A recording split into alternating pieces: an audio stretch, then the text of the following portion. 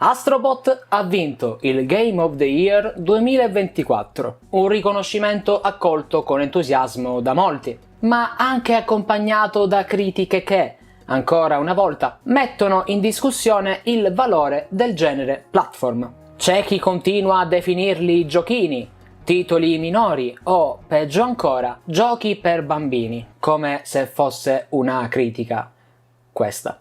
Ma è davvero così? È giusto considerare il genere platform così poco rilevante nel panorama videoludico odierno? Salve a tutti crashari, io sono Daniq94 del Crash Bandicoot Zone e oggi sono qui per cercare di fare un po' di chiarezza. Ma prima di iniziare, sigla!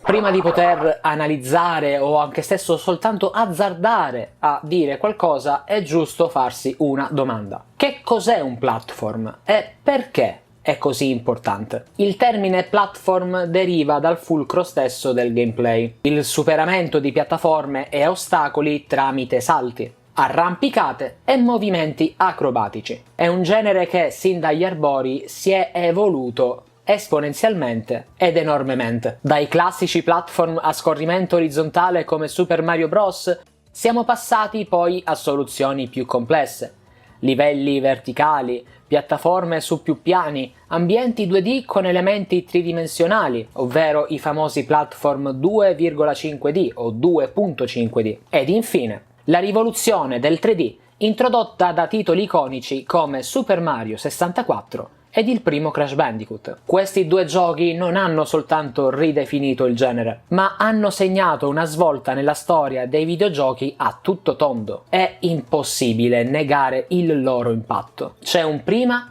e un dopo Super Mario 64 ed il primo Crash Bandicoot. E chi sostiene il contrario mente spudoratamente a se stesso e agli altri. Ma quindi la domanda di un detrattore con le dovute virgolette resterebbe sempre quella: se è così tanto importante, perché il platform allora è morto? Perché non c'è più questa spasmodica uscita di titoli platform? Perché questo genere non è più altisonante come lo era ai tempi della PS1 e della PS2, andando anche a ritroso nelle generazioni videoludiche? La risposta è molto semplice. Noi non abbiamo mai smesso di giocare ai giochi platform in realtà.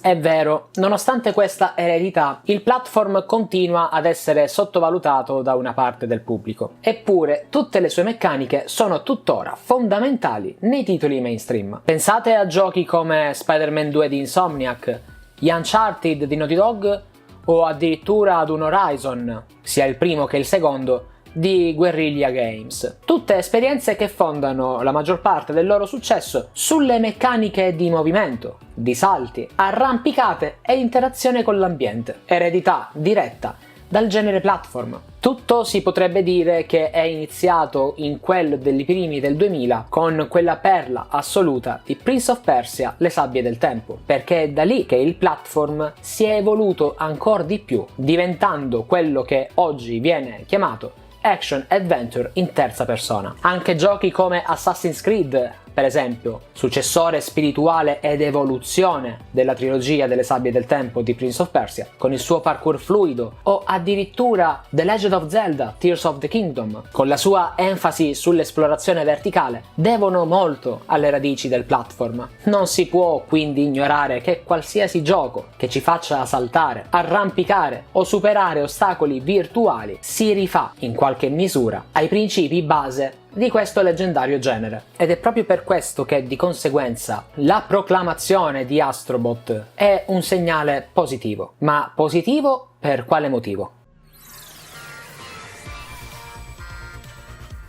Facciamoci prima di tutto una domanda retorica. Perché stupirsi se un titolo come Astrobot è riuscito a vincere il premio di Game of the Year superando giochi come Wukong o altri titoli ancor più blasonati? Effettivamente non si può dare una risposta certa a tutto ciò, ma secondo me una verità, non la verità, e che questa vittoria dimostra ancora una volta quanto il genere platform possa ancora brillare, offrendo esperienze di qualità superiore anche nell'era del gaming moderno. La scelta fatta dai The Game Awards, infatti, non è soltanto un omaggio al passato, di quelli ne abbiamo avuti a bizzeffe con remake, remastered che ancora continuano ad uscire, ma anche un messaggio. Il genere platform, se ben realizzato, ha ancora la capacità di affascinare e coinvolgere i giocatori, senza stare a stupire con innovazioni, nuove trovate e via discorrendo.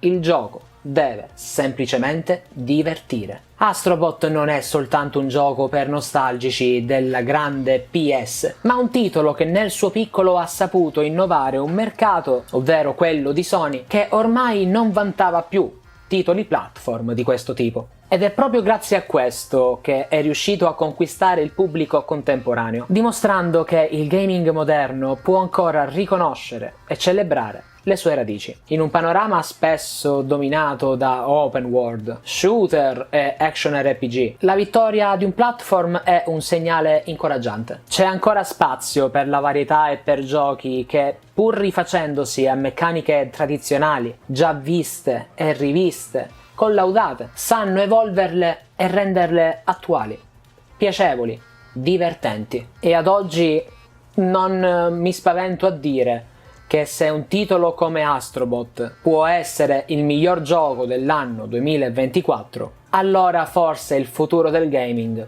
è ancora nelle mani giuste. Aggiungo inoltre che questa vittoria sancisce con tutta probabilità una spaccatura nel mercato odierno. Aziende come Activision e anche Sony stessa hanno negli ultimi tempi sempre sottovalutato titoli platform, titoli AA, titoli a basso budget.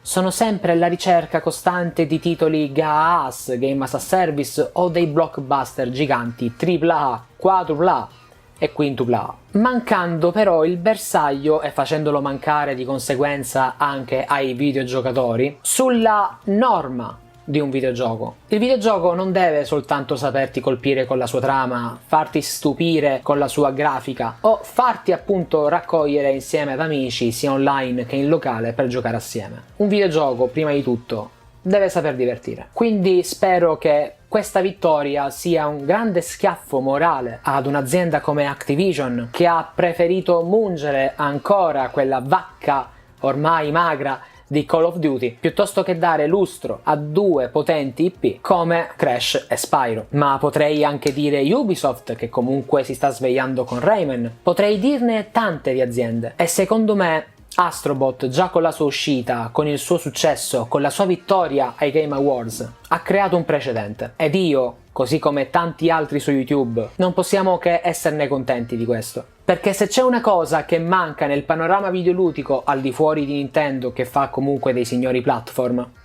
sono i platform stessi. Ed io su questo sono molto curioso. Sono curioso di vedere il futuro, sia del team Asobi, sia del mercato videoludico attuale. Prima che rischino di implodere su loro stesse, le aziende dovrebbero iniziare a pensare che non si può campare soltanto di AAA o di blockbuster giganteschi, ma che tra una grossa uscita e l'altra possono venire pubblicati titoli piccoli, dal budget ridotto, ma con un grande cuore, proprio come Astrobot.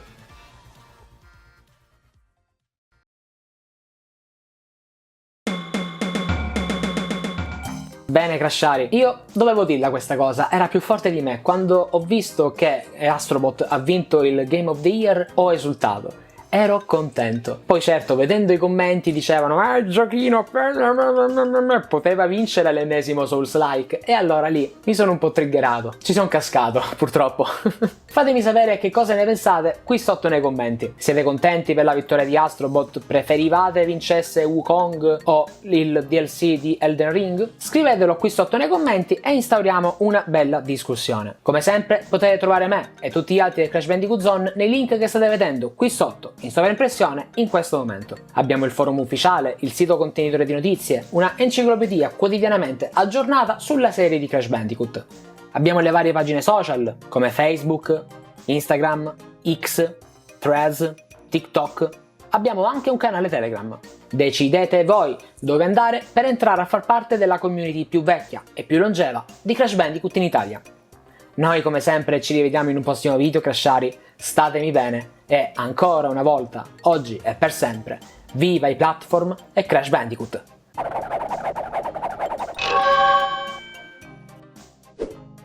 Dopo tutto questo, dopo tutti questi mesi, dopo tutte queste notizie, io sono molto curioso di vedere se il team Asobi riuscirà a riportare in auge una vecchia IP platform di Sony, che possa essere Ape Escape oppure un Astrobot 2, non lo so. Sono sicuro però che faranno grandi cose e non vedo l'ora.